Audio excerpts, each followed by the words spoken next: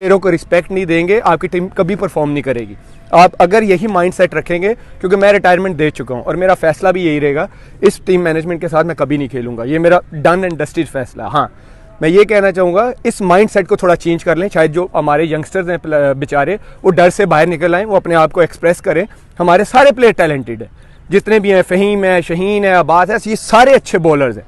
आप इनको फ्रीडम दें भाई, इनको ना साइड लाइन करने की कोशिश करें। इनको जब तक आप भाइयों की तरह, फ्रेंड्स की तरह ट्रीट नहीं करेंगे, ये ग्राउंड में कभी भी जाके एक्सप्रेस नहीं करेंगे।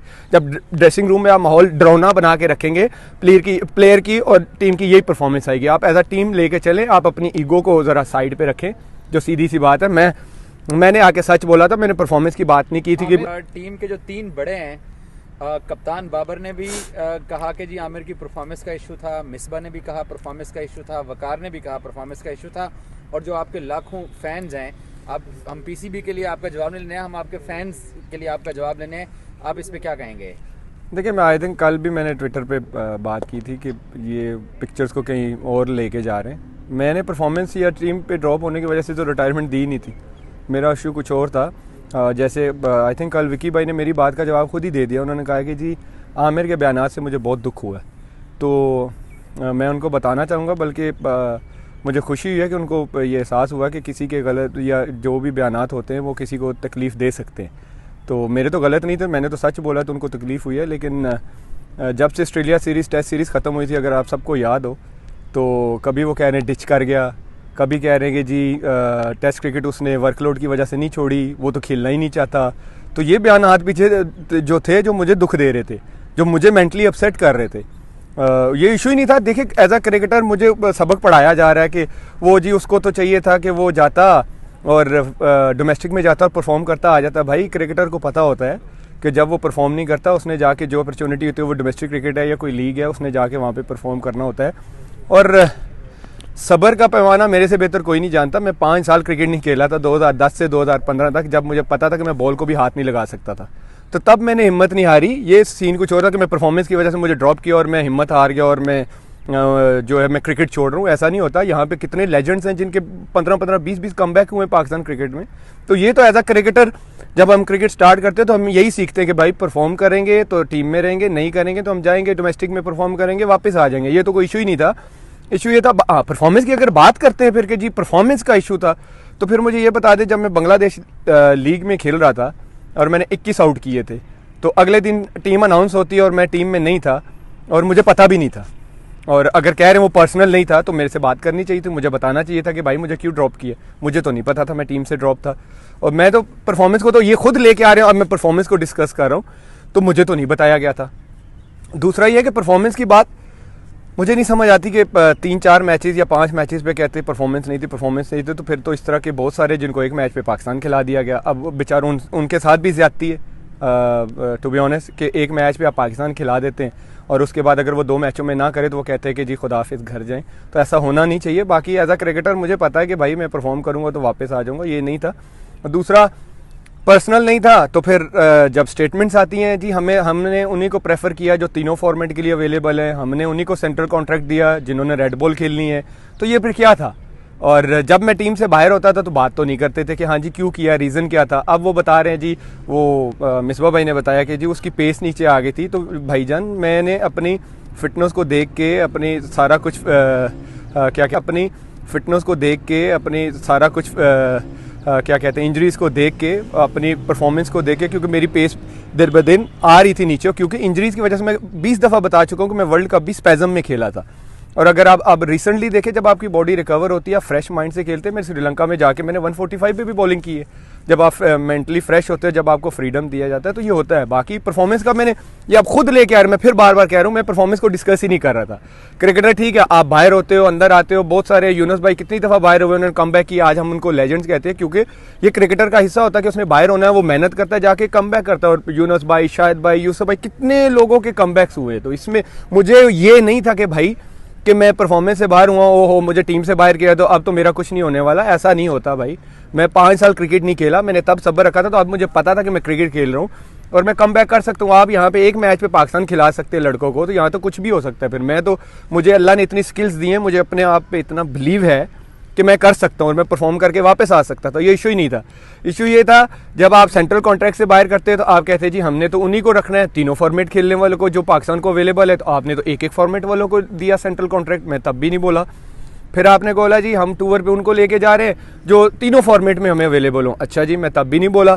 फिर आप जब मैं लीग खेलने जाता हूँ, जब मुझे मेरे पास जो अपॉर्चुनिटी होती है कि मैं कहता हूँ कि यार मैं वहाँ पे जाके परफॉर्म करता हूँ, तो वही अपॉर्चुनिटी है कि मैं परफॉर्म करूँ, मैं टीम में वापस आ जाऊँ। वहाँ पे आपसे सहाफ़ी कोई सवाल करता है किसी प्लेयर के वर्कलोड का, आप कहते हैं नहीं जी मोहम्मद आमिर ने तो वर्कलोड से नहीं छोड़ा, वो तो टेस्ट क्रिकेट खेलना ही नहीं चाहता। तो आपको कैसे पता कि भाई मैं नहीं खेलना चाहता?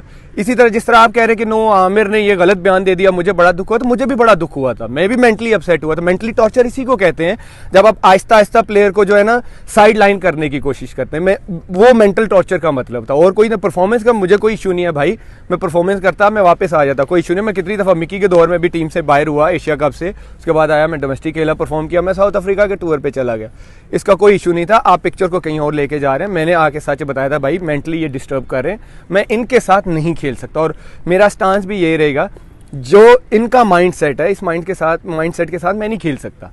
और दूसरा ये है कि आप पता नहीं कितने आपने तीनों की सुनी है, बाकी जो आपके दोनों कोचेज़ हैं इनकी आपस में ही नहीं बात बन रही। वो एक कहते हैं 150 की पेस से बॉल करने से कुछ नहीं होता, 20 आउट करने पड़ते हैं। बिल्कुल मेरा भी यही मानना है, 20 आउट करने पड़ते हैं। एक तरफ आपके हेड कोच कहते हैं वो नहीं, आमिर की 85 से 81 पे पेस आ गई थी, हमने इसलिए ड्रॉप कर दिया।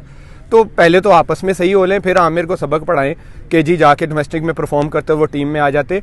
तो जो आपकी फिर परफॉर्मेंस है, आप पहले अपनी परफॉर्मेंस पे ध्यान दें, फिर आपको भी अपनी परफॉर्मेंस पे ध्यान देना चाहिए कि टीम के हालात क्या हो गए, टीम क्या थी और टीम कहाँ से कहाँ चली गई है। आपको भी अपनी परफॉर्मेंस पे ध्यान देना चाहिए। मुझे एज अ क्रिकेटर पता है कि मुझे क्या करना है। आप तो आके एक्सक्यूज़ दे रहे हैं, कोविड था, फलाना था, ढिमकाना था। तो कोविड तो सबके लिए, सारी टीमों के लिए, इंडिया के लिए भी है, इंडिया भी कोविड में खेला है। तो आप अपने एक्सक्यूज़ प्लेयरों पर ना डाला करें, प्लेयर को पता होता है। और आज भी कर रहा हूँ, मुझे सिर्फ जो सामने अप फ्रंट की है, क्या कहते हैं, हेल्प की है मेरी या सपोर्ट की है, वो सेठी साहब थे और लाला थे। इसके अलावा कोई भी नहीं था। पीछे बैठ के जो पता नहीं क्या करते रहे बंद कमरे में, अभी आके कहते हैं कि आमिर के साथ हमारा कोई पर्सनल नहीं था, लेकिन हमें पता होता कि पर्सनल क्या होती हैं। वो चीज़ें आपको नज़र आ जाती है कि पर्सनल इश्यूज़ पे कैसे साइड पे किया जाता है। बाकी मुझे अप फ्रंट जो सपोर्ट किया वो सेठी साहब ने किया और लाला ने किया, वो मैं हमेशा कहता रहूँगा और इस चीज़ को मैं कभी भूलूंगा नहीं। बाकी वो जो मर्जी कहते हैं, मैं भी कह सकता हूँ कि जी मैं तो कल प्राइम मिनिस्टर बन जाऊँगा या मैं प्राइम मिनिस्टर के ख्वाब बनने के, ये कोई भी अपने मुँह से कोई भी कुछ भी कह सकता है। तो वो कहते रहे, उन्होंने शायद किया हो, अल्लाह बेहतर जानता है, मैं नहीं जानता। उन्होंने फ़ाइट किया हो, शायद किया भी हो, मुझे नहीं पता। लेकिन जो मेरे सामने जिन्होंने मुझे सपोर्ट किया वो शाहिद भाई थे और सेठी साहब। अच्छा, आखिरी सवाल, अगर आपका T10 अच्छा जाता है और PSL अच्छा जाता है और आपको सिलेक्शन कमेटी या मोहम्मद वसीम कॉल करते हैं कि आमिर पाकिस्तान के लिए अवेलेबिलिटी शो करो, तो आपका क्या स्टांस होगा? देखिए मेरा स्टांस सबसे पहले तो मैं क्लियर कर दूं, ना मैं बोर्ड के सिस्टम से बड़ा हूं, ना मैं क्रिकेट से बड़ा हूं। ये सबके माइंड में बात होनी चाहिए। लेकिन मैंने जो मैनेजमेंट के माइंडसेट की बात की है, ये मुझे नहीं लगता कि मैं एज अ क्रिकेटर इस मैनेजमेंट में आके मैं डिलीवर कर सकता हूँ। जब मुझे पता है कि मैं इस मैनेजमेंट के साथ या इस माइंडसेट के साथ डिलीवर नहीं कर सकता, तो मैं क्यों आके किसी लड़के की जगह मारूं या अपना टाइम भी वेस्ट करूं? क्योंकि जब आप एज अ क्रिकेटर, मैं बिलीव करता हूँ, आप किसी भी क्रिकेटर से पूछ लें, जब तक वो क्रिकेट को, ड्रेसिंग रूम को एंजॉय नहीं करता, उस माहौल को मेंटली फ्रेश नहीं होता, वो कभी डिलीवर नहीं कर सकता। आप जितने मर्जी प्लेयर उठा के देख लें, फॉर्म ना लगने का मतलब क्या होता है कि वो मेंटली डाउन होता है। तो जब बंदा मेंटली डाउन होता है तो वो अच्छी तरह डिलीवर नहीं कर सकता। उसके साथ जो अराउंड पीपल होते हैं उन्होंने उसको उठाना होता है। यहाँ पे एक प्लेयर एक इनिंग में या 2 मैचेस में कुछ ना करे तो मॉर्निंग विंजिंग शुरू हो जाती है, की कर रहे हैं, ओ की कर रहे हैं। तो ये तरीके नहीं चलते। और ना आपने जैसे बोला कि मैं ना पाकिस्तान से बड़ा हूँ, ना मैं क्रिकेट से बड़ा हूँ, ना बोर्ड के सिस्टम से बड़ा हूँ, लेकिन मैंने जो माइंडसेट की बात की है, ये हमेशा मेरे यही स्टांस रहेगा। मैंने इस मैनेजमेंट के माइंडसेट के साथ मैं नहीं खेल सकता। साबित करें तो मेरा दिल और टीम के दरवाजे दोनों खुले हैं।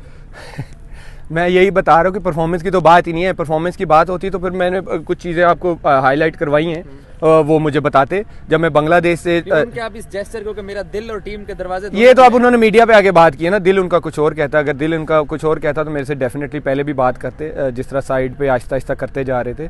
और दूसरा, मुझे नहीं लगता कि मैं खेल सकता हूँ, टू बी ऑनेस्ट। चीज़ें बहुत आगे निकल चुकी हैं। मैं ये नहीं कहता कि PCB उनको निकाले, बिल्कुल उनको रखे। पीसीबी का एक सिस्टम है, उनको सिस्टम के तहत लेके आए। वो देखिए एज अ क्रिकेटर बहुत अच्छे थे, विकी भाई लेजेंड रहे हैं क्रिकेट में, मिसबा भाई बहुत अच्छे कप्तान रहे हैं, लेकिन जो माइंड सेट होता है ना मैनेजमेंट का प्लेयर्स के साथ, ये एक डिफरेंट कोचिंग है भाई, ये डिफरेंट एक एजुकेशन है। कि मैं भी आप कहूँ कि जी मुझे थोड़ी बहुत बॉलिंग आती है तो मैं फलाने बॉलर को सिखा सकता हूँ, मैं नहीं सिखा सकता। उसके लिए भाई जाके मुझे एक टेम्परामेंट, एक एजुकेशन लेनी पड़ेगी कि मैंने प्लेयर के साथ हैंडल कैसे करना है।